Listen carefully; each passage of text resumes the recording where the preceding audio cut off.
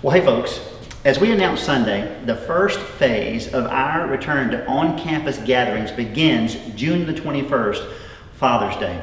We all are super excited to come back together. I know you are too. Now, right up front, I want you to know we have designed our phase-in plan around the guidelines for worship handed down by Governor Bill Lee and the state of Tennessee. They were so helpful to the staff and the leadership and the deacons as we sought to maintain the safety of our people and retain the essence of our wonderful fellowship here at Pleasant View First Baptist Church. Now, if you're interested, you can find a copy of those guidelines and a rundown of our plans at pvfbc.com/backtogether, and that link is below so that you can go there. And I would encourage you to do so. When our doors open back up on Father's Day, things will be different in this first phase. So pay close attention to me and the staff as we explain what this looks like. Now, beginning on Sunday, June the 21st, we'll return to having two services as before, but the 9 a.m. service will be for adults 60 and above and those who are high risk only. I'm going to say that again to make sure we all get this. The 9 a.m. service starting June the 21st will be for adults 60 and above and those who are high risk only. It's very important to help us keep the most vulnerable in our church safe by coming to the early service only if you are 60 and above or in the high risk category. Then at 10:30 a.m. we'll have a service for everyone else. That service too will look different and feel different than what we're used to. Angela Rosser, our guest services director, will tell you more about that in a minute. And don't worry, if you're not ready for face-to-face gatherings just yet, the 10:30 a.m. service will be live streamed every Sunday from here on out, and you can catch that on Facebook and YouTube, and the links are for that at our website on the homepage. Wednesday night Bible study will remain online only for now. Now, I'll be back in a bit to go over all this one more time, but until then, here's Angela Rosser, our guest services director. Hey everybody, we are really excited to be getting ready to welcome you back to our building for worship services, and I just want to share with you a little bit about how it's going to look different. The first thing to keep in mind is that if you have a high fever, if you're symptomatic, if you have traveled either internationally or to a domestic hotspot, or if you've been in close contact with someone who has tested positive for coronavirus, at this time, per the governor's guidelines, we're asking you to stay home and stay safe. Get well before you come back and visit us on campus. The next thing that's going to be different is we are going to be offering two services, one at 9 and one at 10:30. But we're reserving that 9 o'clock service for our senior adults and for those who are vulnerable or at a higher risk. We're going to ask that if you attend that service, please wear a face mask if you have one. We want to do our best to keep everyone safe and healthy. Now, if you're planning to come to the 10:30 service, you'll see in just a few minutes that we've socially distanced our sanctuary. The chairs are separated and safely spaced 6 feet apart, both to the side and front and back.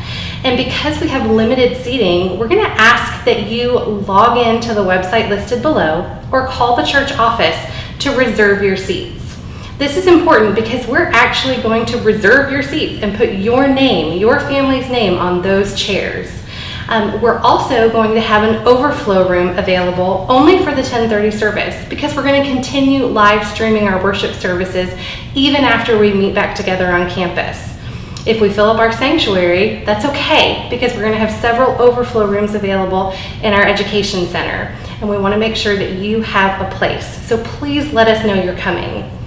Another big change is going to be that per the governor's guidelines for how to come back together safely and worship together, they're recommending that we suspend all coffee and or food service. So that means for the time being, our coffee bar will not be open. Instead of BYOB, we're going to be BYOC. Just bring your own coffee to church. We'd love to have a cup of coffee with you.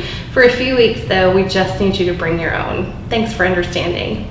Another thing that's going to be different when we come back together on campus is we're going to be as touch-free and contactless as possible.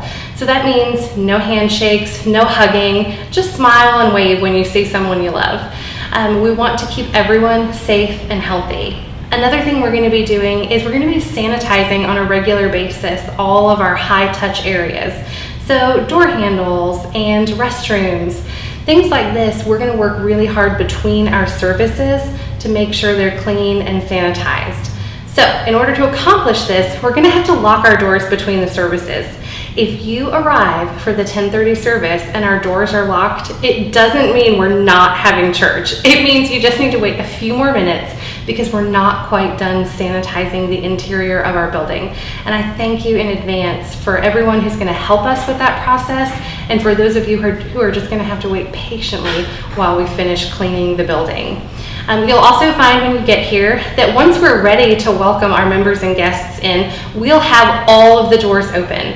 They'll be propped open so that you don't have to touch anything. So as you can see, we've made some changes here in the sanctuary. Again, this is for your health and safety because that's one of our highest priorities. We put the chairs in groups of 4 and in groups of 3, and they're all at least 6 feet apart. Now, if your family needs more than 4 chairs, would you please just indicate that when you sign up for the 10:30 service? Just give us your family name and the number of chairs that you'll need, and we'll make sure that the chairs get moved together so that there's enough room for your family to sit safely all together. The next person we're going to hear from is Pastor Rob, and he's going to tell us more about worship. Hi, church family. I hope that you are as confident as I am in the leadership of Pastor Brad, the staff, and the deacons here at First Baptist as we seek to navigate our way through this very difficult period for our nation and indeed for our church life. And part of that navigation is determining exactly how and when to come back together again for live church services in the church building.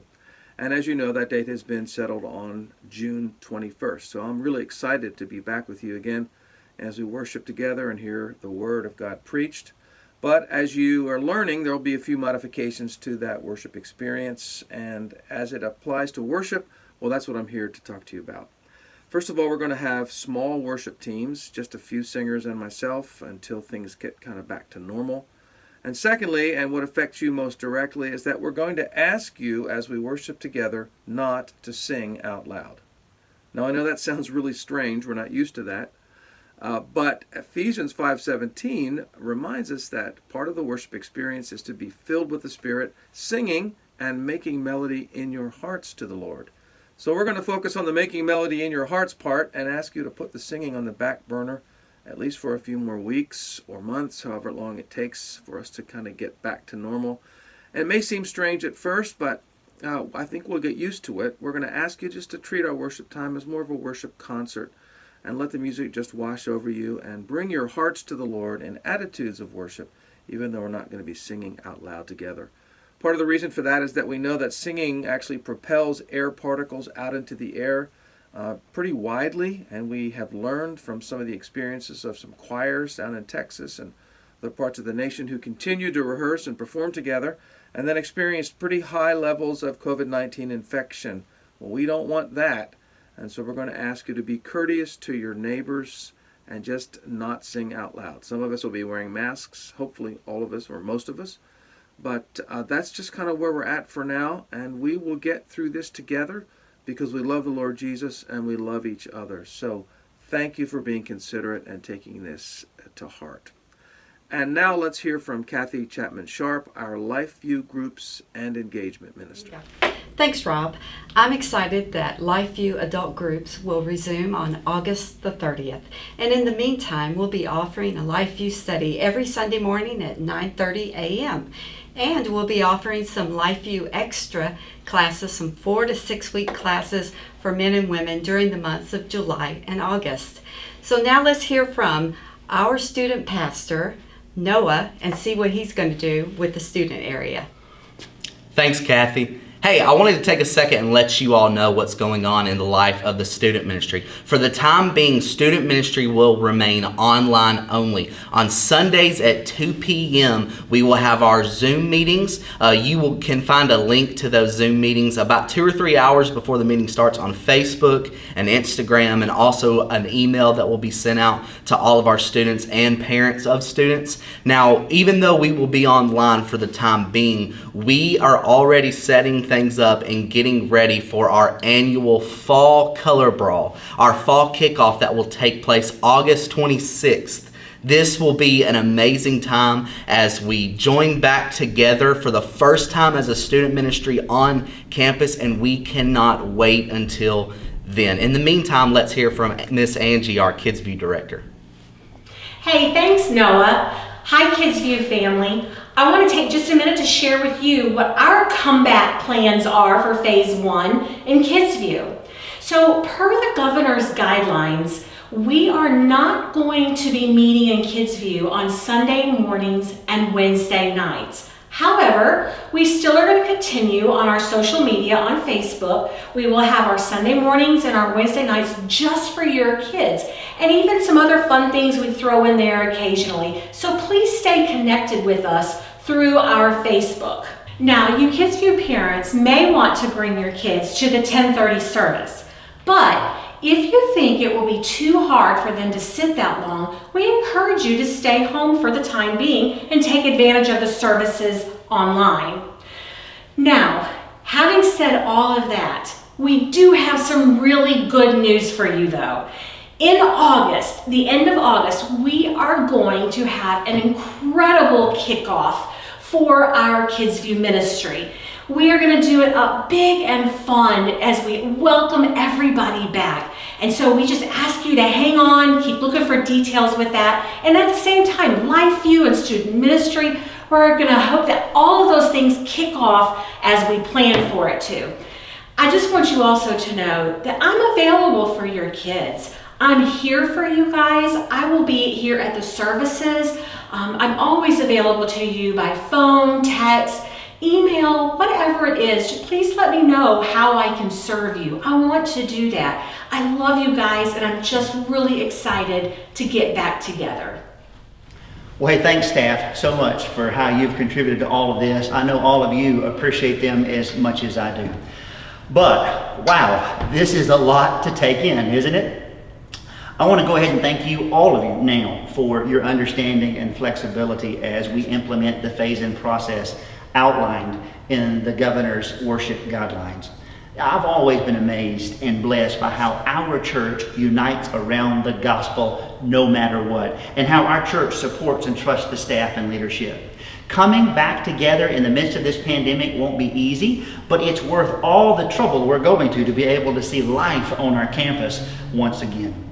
Now, before I go back over the highlights of the phase-in plan one more time, I want you to hear me on something. So look carefully into your screens right now and listen to what I'm saying.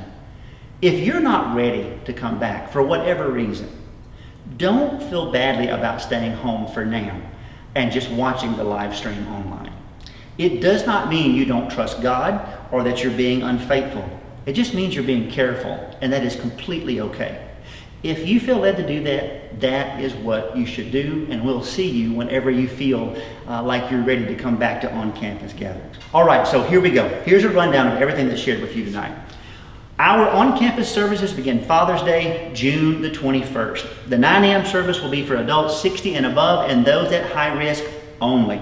Remember, it's very important to help us keep the most vulnerable in our church safe by coming to this 9 a.m. service only if you are 60 and above or in the high-risk category. Then at 10:30 a.m. there will be a service for everyone else.